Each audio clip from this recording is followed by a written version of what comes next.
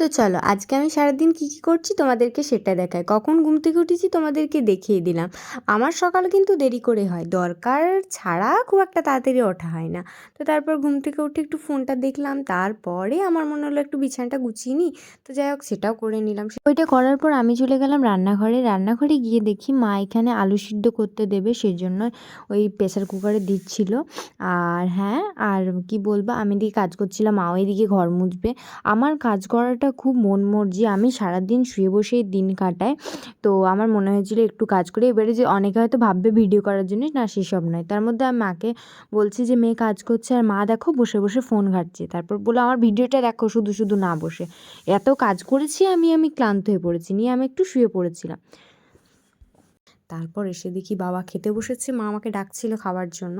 তো বাবা খেয়ে নিক ততক্ষণে, তার মধ্যে আমি মিষ্টিকে একটু খাবার দিয়ে দিই। তো আমি মিষ্টির খাবারটা আনতে গেছিলাম, মিষ্টিকে খাবার দেওয়ার সাথে সাথেই মিষ্টি এসে নেমে খেয়ে নিল, খুব ভালো মেয়ে তো।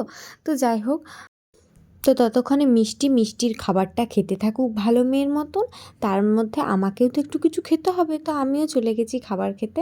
তো এখানে মা করেছে ডাল, দুঃখের সাথে মনে অনেক দুঃখ নিয়ে আমি ডালটা খেয়ে নিলাম। তো তারপর মাও বসে গেছে, আমরা একসাথেই খেতে বসছিলাম একটু আগে আর পরে। তো যাই হোক, গল্প করতে করতে আমার খাওয়া হয়ে গেছে, খাওয়ার পর আমি শুয়ে পড়েছি, মানে অনেক বেশি খাওয়া হয়ে গেছিলো। তার মধ্যে দেখি এদিকে এক বিশাল আওয়াজ, যে ভাবি দেখি যে কি হচ্ছে, কি এমন হয়ে গেল বাড়িতে। দেখি বাবা কিছু জিনিস খুঁজে পাচ্ছে না, তারপরে মা সেটাকে নিয়ে আর কি করছে। তো এই সব তো চলতেই থাকবে। তারপর এবার সময় হয়েছে দুপুরের খাবার খাওয়ার। তো দেখতেই পেলে কি কি খাবার আছে তোমরা।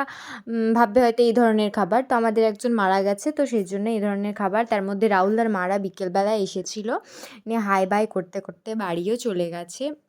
বাড়িতে এসে মানে ভিতরে ঢুকে দেখলাম যে এই খাবার মানে এগুলো এনেছে। তারপর সন্ধ্যেবেলা একটু খেয়েছিলাম ছোলা আলু, আর তারপর এটা হচ্ছে রাতের খাবার। মা মেখে দিয়েছিল, আমি চিড়ে দুধ এইসব খাই না, কিন্তু মা মেখে দিয়েছিল, একটু খেতে হলো, কারণ এখন তো আর সেরকম কিছু খাওয়া যাচ্ছে না।